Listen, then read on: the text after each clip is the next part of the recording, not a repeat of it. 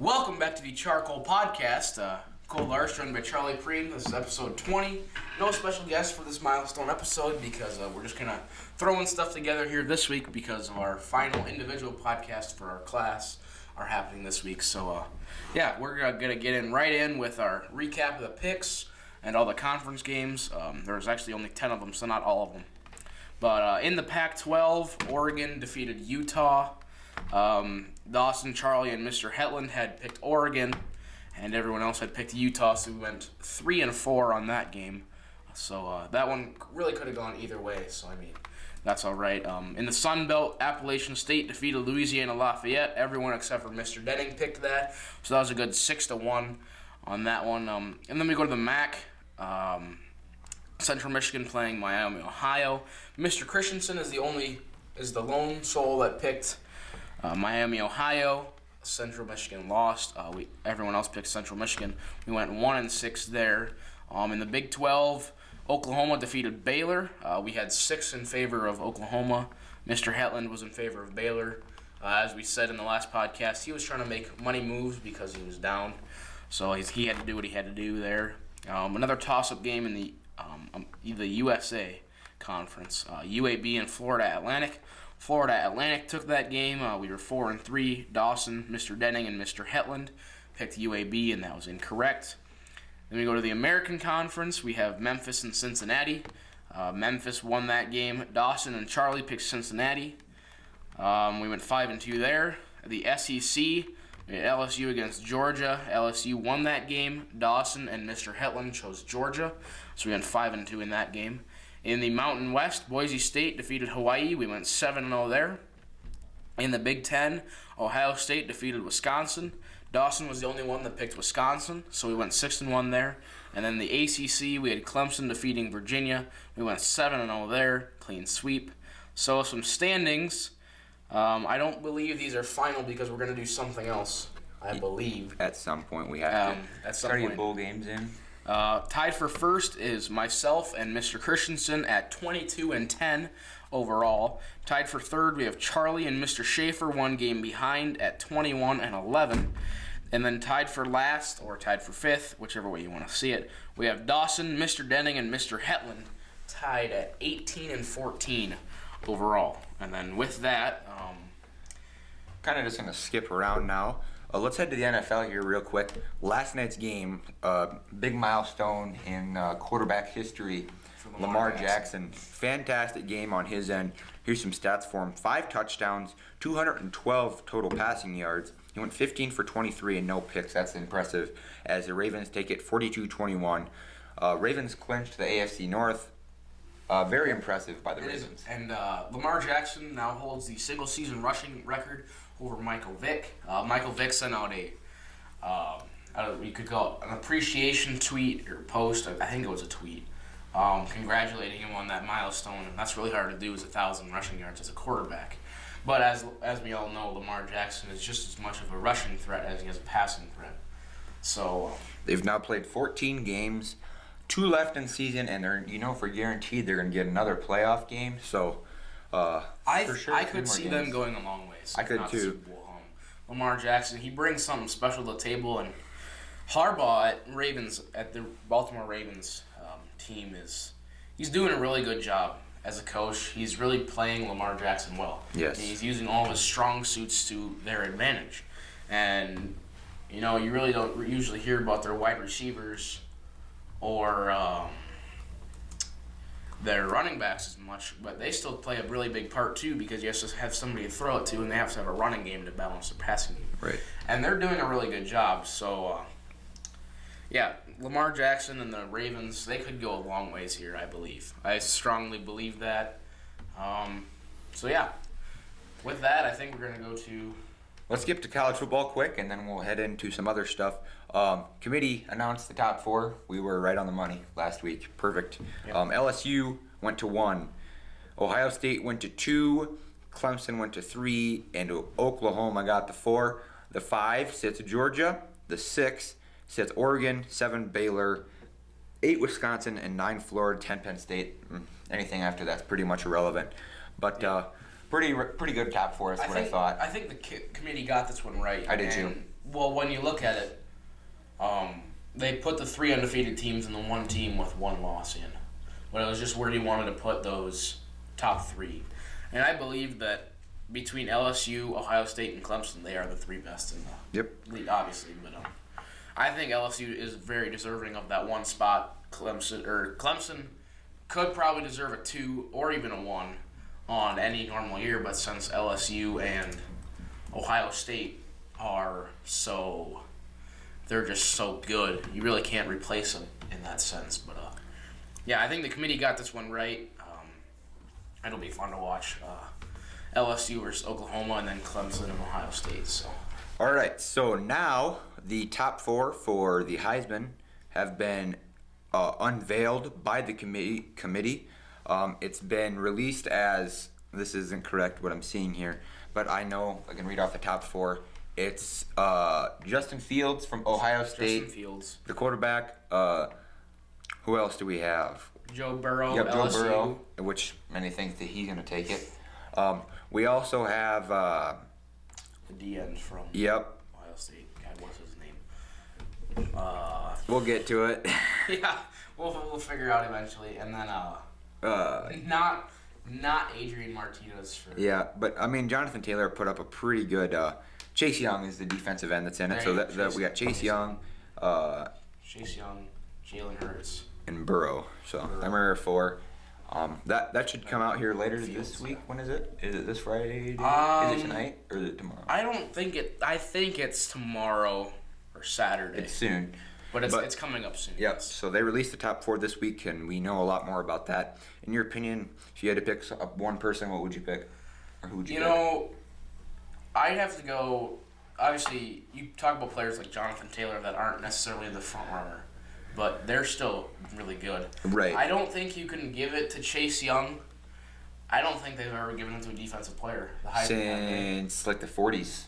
Yeah. So it's really more of an offensive award, in my opinion. I mean, the guy's holding a football and running with it. So, I mean, I'd have to either give it to Joe Burrow. I'd probably have to give it to Joe Burrow. Well, just what he's done with LSU. It's just crazy. But one thing we should note here quick before we head to the next segment is Jonathan Taylor has won the most outstanding running back award 2 years in a row as a sophomore and a junior. In your opinion, does Jonathan Taylor go to the NFL or does he stay another year and try to increase his game? I think that what NFL scouts are seeing right now, and I read somewhere, it was a long time ago, that NFL scouts believe that Jonathan Taylor, not saying he's bad or not right for the NFL right now, is he could use another year in college to keep going. And I believe that if you're a good caliber, I mean, Wisconsin's supposed to be pretty good next year. Right, yes. So if he wants to get a chance to run at this thing, it'd be this year or next year. And I think that he wants to stay and do that. Personally, that's why I hope he does. Because he's just such a good caliber running back. And, of course, NFL guys want him, I'm sure.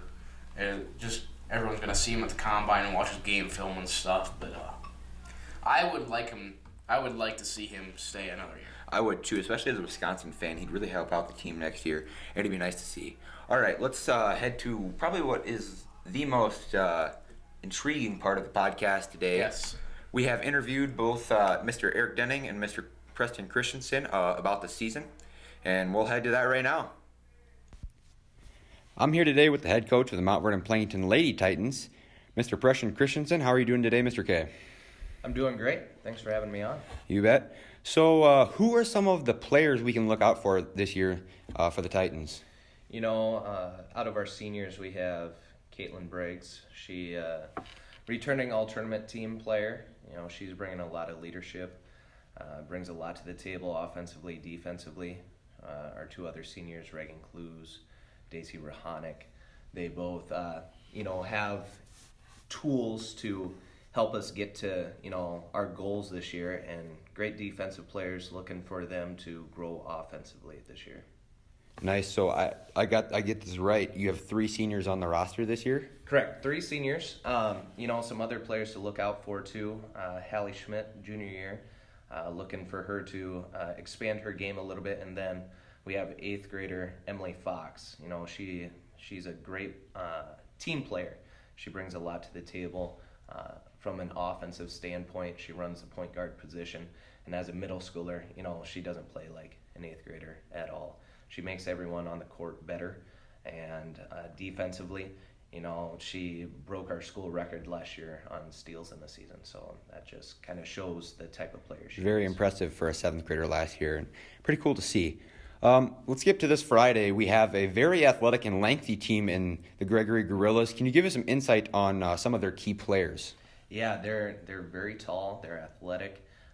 They have a freshman this year, Jessie Vanderwerth, good ball handler, can create her own shot, get to the rim. So it's going to be a good test for us coming out to game 1. They're going to be excited. We're excited, and we're just ready to play basketball. For sure. Compared to last year, are we ahead of the game 2 weeks into the season, or are we kind of where are we at as far as team-wise? It's kind of exciting this year. The girls having the experience that they do, being in the system for year 3 now with them, they know the expectations. They understand what we're trying to do. So it didn't feel like week 1 and 2. It felt like we were in the middle of the year. We were able to get more installed. We're able to compete at a higher level because they know that translates over to games. It's great that this team is hungry and they know what they can do. It's great to see. Not to be in the past, but we lost a few solid seniors last year from very good defenders. But who might fill this leadership role for this year for you? I'm looking for our seniors to step up. They played last year, a lot of minutes for us, and they're going to have to take over that role for us. We lost 4 seniors altogether, and all of them had a role for our team. And now, that's kind of what we look for in our seniors. Step out onto the court, get us lined up defensively, make sure we're ready to go in the locker room. Little things like that. You don't have to be a vocal leader to kind of set an example for the rest of the team. Nice. How are some of the practices and open gyms looking so far this year? Really excited about what we're seeing out there. Practices, we're going into our last practice before Gregory, but we're competing at a high level, and that's been kind of our goal right out of the gate, is just making sure we're competing, making sure our effort's there, the little things that that don't take talent. So you're hustling around, you're talking on defense, and making sure we have that down before the season gets here, and making sure the girls are buying into what we're trying to do. For sure. Let's flip the switch here a little bit. Do we have any new coaches this year? And then if not, can you name any of the assistants on the team? So assistants this year, Coach Diner, a very decorated coach in volleyball, and has been with the girls basketball program for a long, long time. She makes me a better coach just by what she brings to the table, her different viewpoints, and just her coaching experience. Another coach, Coach Schaefer, he's another excellent coach. He makes us a better team by what he's able to do in practice and challenge our girls day in and day out. And a newcomer this year, volunteer, is Coach Harris. She is our kindergarten teacher here at Mount Vernon. So I think it's really neat, number one, that she's volunteering to show up every single day and put in those long hours that coaches do, but that she wanted to be a part of our program. So I think that's kind of neat, getting new coaches, some experience because they want to get into the field. Who's running the middle school team this year, do you know? Our middle school coaches are Coach Lawson and Coach Walls, so Mary Lawson Perfect. and Tammy Walls. Sounds good. All right, well, thank you very much, Coach K, and good luck this Friday. We both hope to hear from you again this year, and good luck on the season. Thank you very much. Thank you. And thank you for that interview, and we'll now go interview Mr. Eric Denning. I'm here today with the head coach of the Mount Vernon Plankton boys basketball team, Mr. Eric Denning. How are you doing today, Mr. Denning? I'm doing great. Great deal. Who are some of the players we can look out for this year for the Titans? Well, actually, we have a lot of our key players back from last year, and I think we had a good summer. At this time, we're probably going to be starting Reed Russ, Riley Deinert. Excuse me, Reed Russ, Riley Deinert, Colby Kaiser, Lincoln Clues, Brady Anderson will probably be our top guys this year. Solid 5 there. Let's head on to the next one. Friday we have Gregory, a team that's very balanced, a good overall team that can shoot it at will. What's your take on this team? Well, they're going to be really good. I think they have all 5 starters back from last year. Their coach has 2 sons that are starting. The Detterman kids. So yeah, they're going to be a tough matchup for us right out of the gate. I think we beat them last year in a very close game. So I'm looking forward to a pretty highly contested game. You just mentioned some of the key players for Gregory there, the Detterman kids. Any other kids that are going to be pretty swaying in the game? Yeah, they're going to have, like you said, they're going to have good balance. They got the Detterman kid, 2 Detterman kids. The younger one's probably actually a little better scorer than the older one. The Thomas kid is going to be a good player. Jurassic started for him again last year. So they're going to be a really well balanced team, and we're going to have to do a good job guarding everyone. Nice. What are your thoughts on this year, 2 weeks into the season, compared to last week, 2 years in the season, or last year, 2 weeks in the season? And are we ahead of the game compared to last year? I certainly think so. I just think our practices have been a lot better. It just seems like have a lot more competitive mindset. And like I said earlier, I think we had a good off season. I think we took care of business in the off season and got stronger and got more skilled and all the things that good basketball teams have to do. But again, I think the mindset thing is so important in athletics, and it's just a matter of whether or not we're gonna grow up a little bit mentally and be able to, when the going gets tough in games, to be able to be disciplined and do the things that we need to do to be successful. And I think we understand what the things are we need to do. We just sometimes lose sight of them as the game is going on. So, who are some of the leaders this year that will fill some of the shoes that the seniors that graduated last year? Who are a couple are your leaders? Well, I think we have pretty good leadership, overall. I mean, we have really great kids in our program, 1 through 16 or 1 through 17. I think they all have leadership skills, and I'm a firm believer, though, that leadership isn't something that's really announced. It's something that's more practiced, so like I always feel like you lead by example, and when you work harder than the next guy, you be unselfish, and those things are things that are contagious, and I think we talked about this last night in practice, everything is contagious. If you stay within our system and be a good team guy and do what you're supposed to do, other people see that and they do the same thing. Whereas if you lack effort or you play selfishly, I think those things are contagious as well. So, you can be contagious in a good way or you can be contagious in a bad way. And I think overall, the thing that I sense from the kids this year is we want to get it right. I mean, we want to, we're kind of hoping that last year was an aberration for our program and who we are. And I think these kids have shown that they're a little hungrier this year and want to go forth and have a good positive season. Nice. So do we have any new coaches this year? And then can you give us some of the names of the assistant coaches that are helping out this season? Sure, you bet. A little bit of change in our coaching staff this year. We moved some people around, hired a couple new guys. Not hired one of them, but got a volunteer. So coaching staff kind of looks like this. High school coaches are myself, Coach Freestead, who's been with us for a long time, and Coach Helling.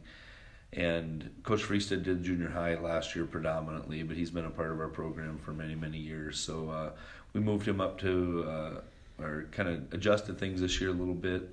And then in the junior high, it's Mr. Hetland and Zach Harder. Mr. Harder, Coach Harder, has been with our football program, and those guys will, we got a big crew down there. We got 26 kids out for junior high basketball, I believe, only 16 in the high school. So we have big numbers in our junior high, so we kind of felt the need to kind of revamp things a little bit.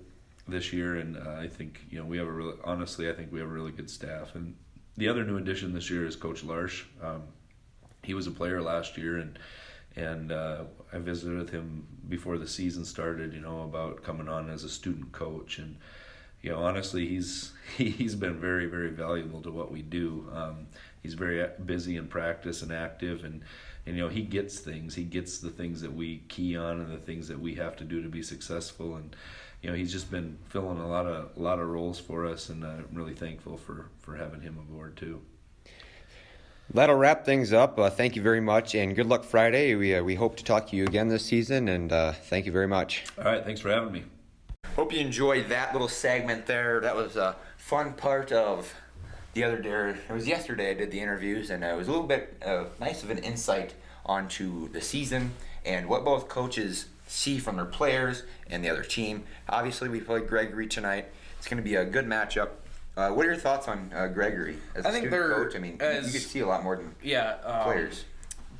I've glanced at some of their past years, and they really haven't changed that much. They've always been this all-around pretty good team with a really good coach, and I think it'll be a good game for both teams, both developing teams coming up, and obviously every team's developing right now. It's their first game, but this will be a good game for the Titans to see where they're at as a program and to see where they're at in the season, and it'll be really good to see if we can put a nice showing out. That'll be really nice to see, especially for the fan base.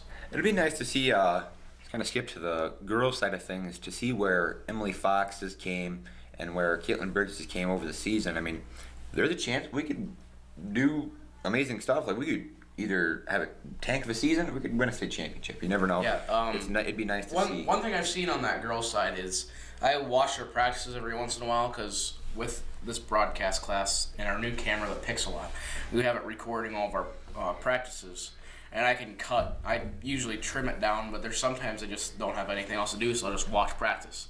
And obviously I watch the boys practice, so it's good to see the girls practice, and what they're doing in practice has been really good. It's been really good to see. They've come a long ways.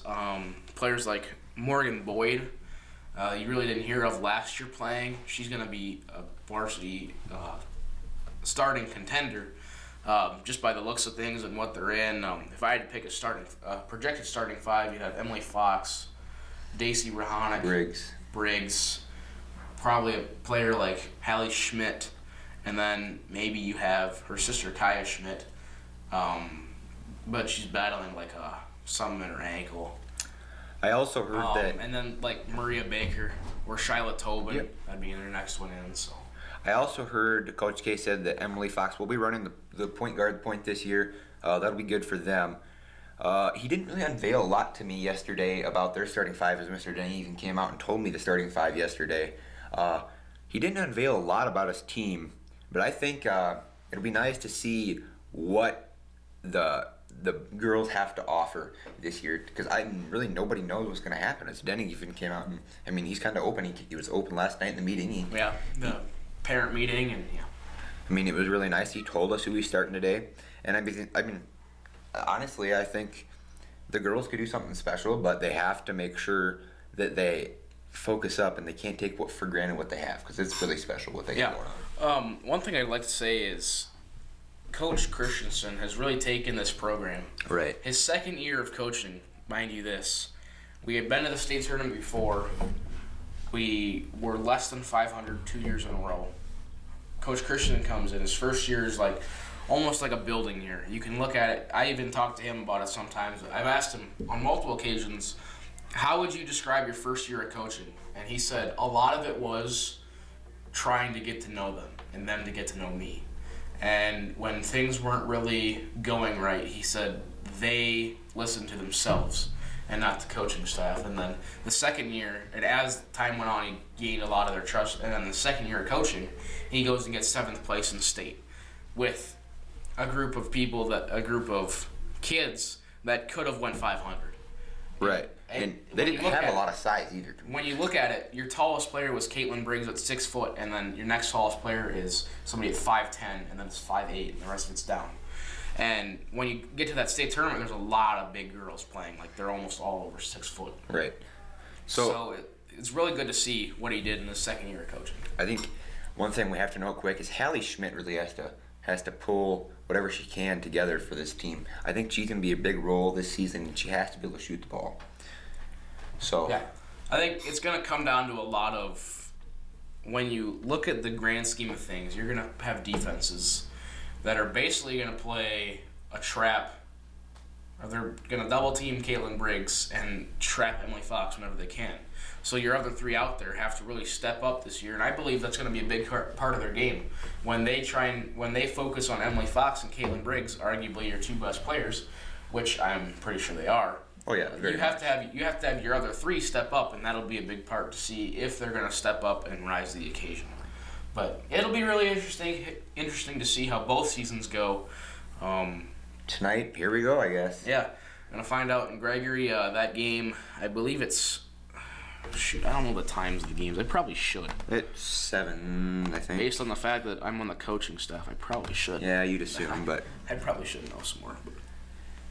I mean, So, girls JV at 3:30, boys JV at 4:15, girls C at 5, boys C at 5:30, girls varsity 6:30, boys varsity 7:30, more likely 8, because you get all these games back to back. You're probably going to run a little bit late, but.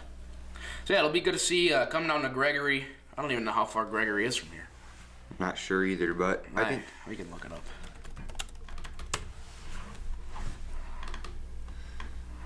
well, I don't know. I don't know what I'm looking on here for. Yeah. But anyways, I think the boys' side of things is going to be interesting to see too. Just a matter of how much we used from practices in this 2 weeks to what we have, I guess. I don't know. It'll be interesting to see. And what do we got here? I don't know. It'll be Hour and 35 minutes. hour 35. So, I mean, hour 35 down, and it'll be a fun trip. And hopefully we can come out with 2 wins tonight for both girls and boys varsity teams, and get a little bit of time for the C and the JV also. So yeah. Yeah, it'll be good to see down in Gregory how both teams respond. Obviously, And the girls coming off 7th place and the boys coming off a not very ideal season. But we should note one thing quick before we end this podcast is the Bucks have won 16 in a row now, I think, and that's very impressive. The Lakers are 16-1, I think, right now. they've won their 16 out of their last 17 games. That's crazy. So right now, I think the Bucks are on pace to break Golden State's record, but I'm not positive on that one. They're on pace to do it. They have to keep winning, though. That'd be something else to see. Obviously, Giannis is just a freak of an athlete. And if you had to pick a team in the East, do you pick the Bucks, or are you sided with somebody else? Probably the Bucks. I mean, it's really hard to stop Giannis, and he's just. I've looked at a progression from him his rookie year compared to now. Just his arms have gone from like this to this. And everything's about him. He's just lifted a lot. He's eaten right. Credit to the Bucks staff, Right. for getting him in this good shape. And yeah, I'd have to pick them. So if you had to pick a best team in LA, who do you have?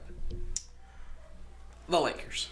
I think that the Clippers Just don't have that one piece. They got Kawhi Leonard and Paul George, but every game they've played together. I don't think every game, but at least for sure half the games that they've played together. Of course, Kawhi's on this load management or whatever, but I honestly think he has an actual excuse for it because of his injury while in the Spurs. And you can talk to a very, very, very salty Spurs fan, Krista Glanzer, and she say that Kawhi is a very big traitor. I argue with her almost every day that Kawhi actually got hurt, and that's why he's unloaded. Right. I think I agree with everything. Let's get back to college football here quick before we have to head out. What, in your opinion, what's going to be the more entertaining college football playoff game? Oklahoma, Ohio State, or not? Excuse me, sorry about that. LSU, Oklahoma, or Ohio State, Clemson? I think when you look at it, they're all going to be either really close or blowouts. Right. Because that's just how it is. You have one team that doesn't show up, and one really good team. I mean, they're both really good, all four of them. Props to them. They are amazing football teams. They got a really good system, really good program going on. I think between the two of them, you always have to pick the two closer seeds. It's going to be more interesting. So Ohio State, Clemson. Clemson could arguably be number one. They could have been number one a couple times in the I believe polls. so. I mean, and that's what they believe too. Is they believe that they just didn't think their toughness of schedule was as good as. I mean, obviously LSU has a tougher schedule, and I mean, literally the hardest game that these guys had to play was against Virginia. So I don't know. Take what you want, but I think that should just about. I think that should about wrap it up. Yeah. Come out to Gregory tonight, 6:30 and 8 o'clock. Support the Titans. Wrestling has what I've been heard has been going good. I haven't heard exactly what's been going on, but it's been going good for their program. Solid, yep. So they've got a spot to fill for Jesse Hastings, obviously with his broken fibula in 2 different spots. But it'll be good to see. But I think that wraps it up. I hope you guys enjoyed that little segment with the coaches. That was fun for both of us, and it'll be nice to see if we can get this to fit in right. So, yep. Thank you guys very much. So from Cole Larsh, Charlie Perrine, that was episode 20 of the CharCole Podcast. Thank you for watching, and we'll see you next time.